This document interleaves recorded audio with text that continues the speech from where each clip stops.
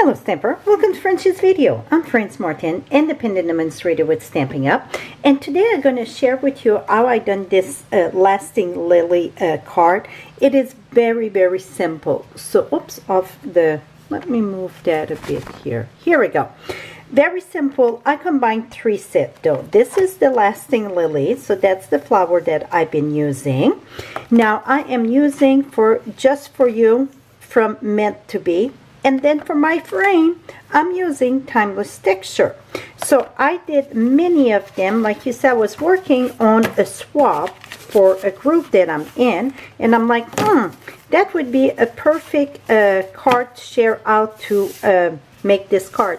It is a distress stamp. I think, does it say distress on it? It sure look like it. So I'm going to share with you how it is done. So let's get started here. And also, I get the doily from the annual catalog, but I'm going to share with you how to switch it colors because I want it blue. So I'm doing my card standing up. One of the things that I keep on hearing is when they do it this way, the paper want to crack. Well, what you want to do, you want to, this is Daffodil Delight, and I will have all supplies on my blog and also the measurement. You want to score your card at 5.5 first. This one is already scored. Like I said, I was doing 24 of them. So this is score. Turn it around and cut it at 4 1/4. So now you're going to have it on the long way. Now what you want to do with this, it's where it go in. So that would be called the valley. And when it's raised up, that's called the mountain. So the mountains stay in. We would think it'd go the other way around. No, the mountain's going to be in and the valley going to be up, coming up this way. That's going to stop the cracking of your cardstock. See, it is crisp and clean. So that's the trick to do a card on, I guess that would be vertical. Okay, now let's get with the other part. The one that I done, this is dirty, but it's going to work. I had used my Stamparatus because I was doing a bunch. Right now, I just going to do a quick with a clear block. So you can do both ways. That's dirty, but we're going to make it work, right? Here we go. I'm going to pull that there. The first thing we're going to do is, that's going to get dirty. We're going to leave it there. You want to use blueberry bushel, so I'm going to use that with the Timeless Texture, and we're going to do our frame. And I don't want the full thing here. I want to make sure I'm in the camera. I don't want the full thing, so I just go on the side, and then I just go quick around. It's no right and it's no wrong. It look kind of funny right now. Don't worry about it. It's going to be done. When it's done, it's going to be lovely. Now we're going to wash our stamp.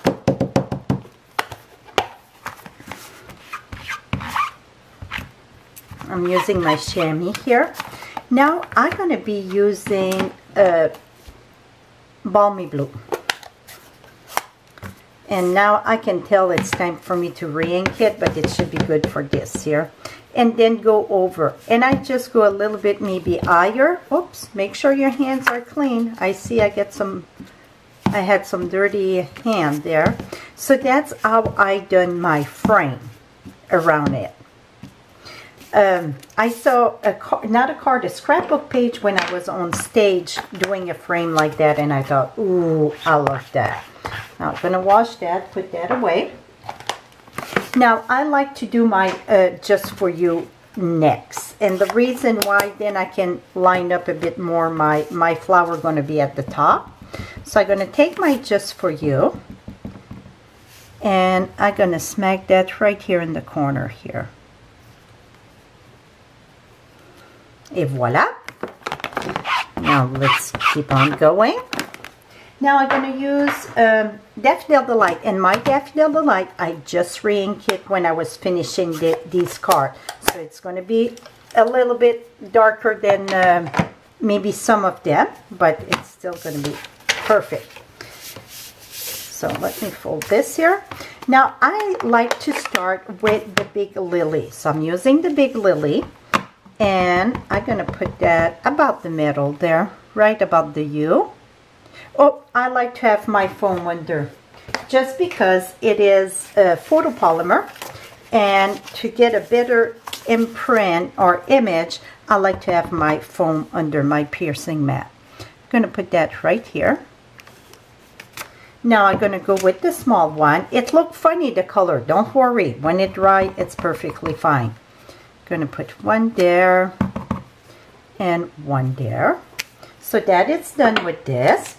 Now we're going to be using old olive for the stem and leaf.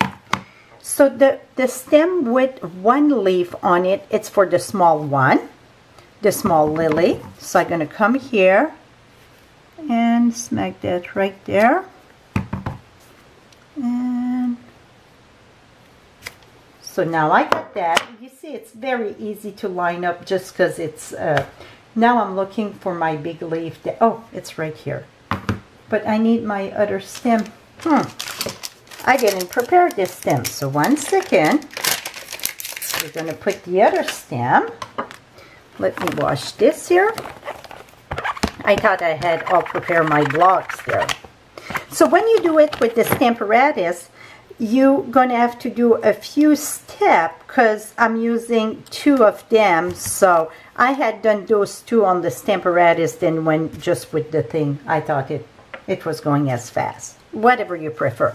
So now I'm using the single stem for the big one. What I mean, the single stem, it don't have no leaves. Now I'm going to put that right here. Voila. Now we're going to put the long, the funky, I call it the funky leaf, because that's really those leaves with the lily or the iris. I don't know. So, oops, I closed the hang pad that I need. So now I like to do, and my old olive too, I re-ink it, so it's dark. But when it dry, you see now, it's get all smooth, very lovely. I like to start on this one here, on this side. And then I'm going to come right here and add another one right here.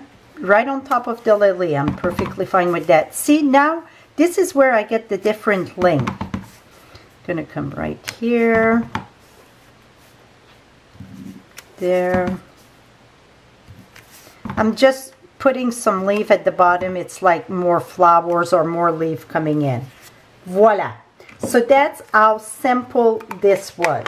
Now for the, whatever it's called, the doilies, what I done, I took my full doily here, and this is the color one. Well, they didn't have the color I wanted. Don't sweat the small stuff. Let's use the color we want. So I'm going to be using the blueberry bushel. And what I'm going to do is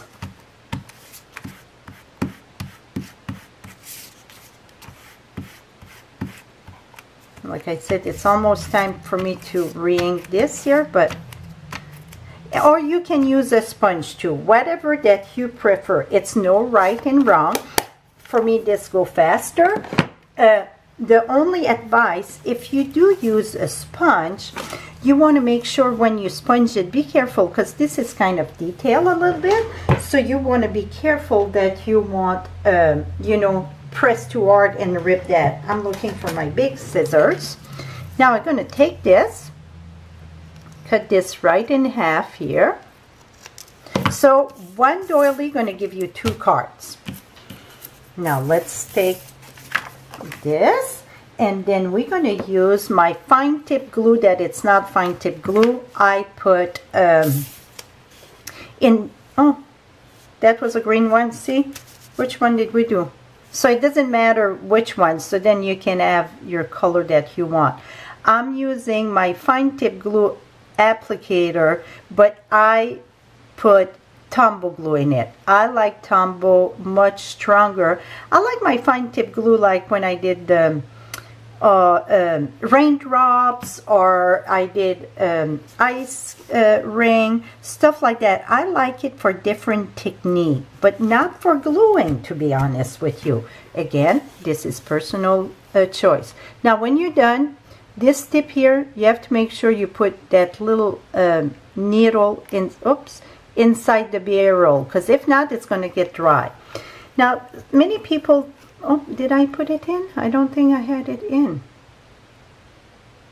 Many people complain that this one is getting loose for some reason. Some people complain that theirs gets stuck. I didn't have that problem, but when I'm done, I put my needle right in the barrel, then I tap it so the glue go down, and make sure to store it straight up.